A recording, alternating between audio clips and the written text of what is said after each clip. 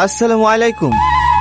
দেখো বাপ, বুড়ি বারবার রাগ করে চলে আসবে আর তুমি এসে শিলি যাবা, এভাবে তো হয় না। বাপ মা হিসেবে আমাদেরও খারাপ লাগে, কষ্ট হয়। সমাজের কথা না হয় বাদই দিলাম। দেখো টনি, কথাটা শুনে খারাপ লাগলেও এটাই সত্যি যে তুমি বেকার ছেলে। তোমার শাশুড়ি তো কোনো মতো রাজি হচ্ছিল না, শুধু মেয়ে ভালোবাসে বলে তোমার সঙ্গে বিয়েটা দিছিল। ভেবেছিল শিক্ষিত ছেলে যে কোনো একটা চাকরি করে পাবে, কিন্তু সেরকম তো কিছুই হলো না। চাকরির জন্য তো আমি খাচ্ছি, পরীক্ষা ইন্টারভিউ সবই তো দিছি, কিন্তু ইনকাম তো নাই না। সামান্য কটা ছেলে মেয়েকে পড়ি আর কটা গাইবা হয়। তোমাকে এর আগেও বলেছি, এখনো বলছি, তুমি ঘর জমা হয়ে যাও। আমার বাড়িতে থেকে আমার বাপ সকলে দেখাশোনা করবা।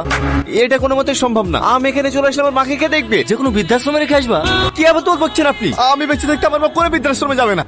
এত দূরে তো তোমার মাকে নিয়ে থাকবা, এখানে কি করতেছো? আমি আমার বউকে নিয়ে যেতে এসেছি। কিসের বউ? কিসের অধিকার দেখাচ্ছ তুমি? যে স্বামী তার বউকে ঠিকঠাক ভাত কাপড় দিতে পারে না, তার স্বামীর কোনো যোগ্যতা নাই। মায়া, সালমার ওই বাড়িতে যাবে না। কেন যাবে না? ও আমার স্ত্রী, ওকে আমার সাথে যেতে হবে। সালমা, সালমা, দেখি কোনো লাভ হবে না। আমি আমার মেয়েকে তোমার হাতে মার খেয়ে কি মরার জন্য পাঠাবো নাকি? মার খাওয়া মানে? আরে তুমি জানো না, সেদিন পুরুষকে দুটো কথা বলে হয়েছে বলি পুরুষের কাছে টাকা লেগেছে, আর সেই টাকা আমার মেয়েটুকু ধরে মেরেছে। কি? আজ পর্যন্ত আমি আমার মেয়েকে উঁচু গলায় কথা বলিনি, আর তুমি আমার মেয়েকে হাত তুলেছো? আসলে সালমার সাথে আমার মার ব্যাপারে অনেক উল্টো পাল্টা কথা বলছিল, তাই আমি রাগ সামলাতে না পারি ওকে একটা চড় মেরে দিয়েছি। হ্যাঁ, তো কি এমন অন্যায় করেছে আমার মেয়ে? তোমার ওই কারামাকে সারা জীবন টেনে টেনে লিবারাবে নাকি? আরে একটা কথা বলবেন না আমার মায়ের ব্যাপারে। তাড়াতাড়ি সালমাকে ডাকেন, আমি এক্ষুনি ওখানে বাড়ি চলে যাবো। সালমা, সালমা, কি হলো? এত চিৎকার করছে কেন? এটা ভদ্রলোকের বাড়ি। সালমা, আমার ভুল হয়ে গেছে, তুমি আমাকে ক্ষমা করে দাও। আমি তোমাকে কথা দিছি, আমি আর কোনোদিন তোমাকে কিচ্ছু বলবো না। তুমি বাড়ি চলো। বললাম তো ও যাবে না, এক কথা কানে যায় না। না, ও যাবে। তুমি বাড়ি চলো না সালমা। আমি যে নরক থেকে একবার বেরিয়ে এসেছি, সেই নরক আমি আর জীবনেও ফিরে যাবো না। মানে? আমি আর তোমার সাথে সংসার করতে পারবো না। তোমার ওই কানা মার জন্য নতুন দাসী খুঁজে নাও। আর আমাদের ভালোবাসা? ভালোবাসা? আমার ভালোবাসা মেনটেন করার মতো সামর্থ্য তোমার নাই। বেরিয়ে যাও এই বাড়ি থেকে।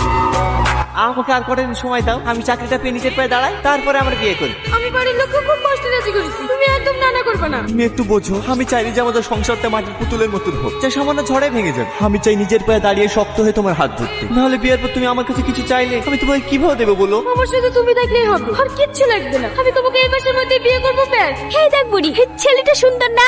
আমি দেখি কি করবো? তোর জন্য ছেলে দেখেছি, তুই দেখবি না তো কে দেখবে? বল কেমন দেখতে? পছন্দ হয়েছে তোর? আমি এখন বিয়ে টিয়ে করবো না মা। তাই বললে হয়? সারা জীবন পড়ে এসছি, কতদিন থাকবি এভাবে? সারাদিন মন খারাপ করে বসে থাকিস, আমাদের খারাপ লাগে না? কিন্তু মা, আমি তো টনিকে ভালোবেসেছিলাম। তোর মতো বয়সে আমিও একজনকে ভালোবাসতাম। রাজু নাম ছিল ছেলেটার। রাজু অনেক গরিব ছিল, ওকে বিয়ে করার জন্য বাড়িতে আমি অনেক কান্নাকাটি করেছিলাম, কিন্তু তোর নানা কোনো মতে বিয়েটা হতে দেয়নি। ওদের পছন্দ মতো তোর আব্বুর সাথে আমাকে বিয়ে করতে হয়েছে। তুই জানিস রাজুর এখন কি অবস্থা? কি? রাজু এখন রিক্সা চালায়। শুনেছি ওর দুটো মেয়ে আছে, টাকার অভাবে মেয়ে দুটো বিয়েও দিতে পারেনি। অনেক কষ্টে দিন কাটে ওদের। আর দেখ এদিকে আমরা কত সুখে আছি। মা শোন মা, মাঝে মাঝে ভবিষ্যতের কথা ভেবে অনেক কিছু ত্যাগ করতে হয়। একটা চিঠি আছে।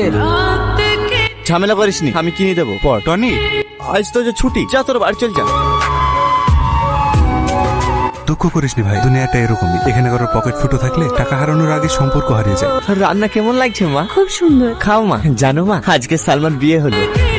না না মা, আমার কোনো কষ্ট হয়েছে না। দেখো আমি হাসছি। একটু কচু শাকটা খেয়ে দেখো মা, ভালো না? ভালো। আমি খুব খারাপ তাই না? কোনো কাজের না, না ভালো স্বামী হতে পারলাম, না ভালো ছেলে। কি বলছিস এসব? তুমি দেখো না মা, এত বছর পড়াশোনা করি একটা চাকরিও জোগাতে পারলাম না। তোমাকে শুধু স্বপ্নই দেখি গেলাম, কোনোদিন বাস্তবে দেখাতে পারলাম না। আমি তো বেশি কিছু চাইনি মা, আমি শুধু তোমার চোখে আলো ফেরাতে চেয়েছিলাম আর সুন্দর একটা সংসার করতে। আমি ব্যর্থ মা, আমি ব্যর্থ। তোমাদের জন্য আমি কিছুই করতে পারলাম না। কে বলেছে তুই ব্যর্থ?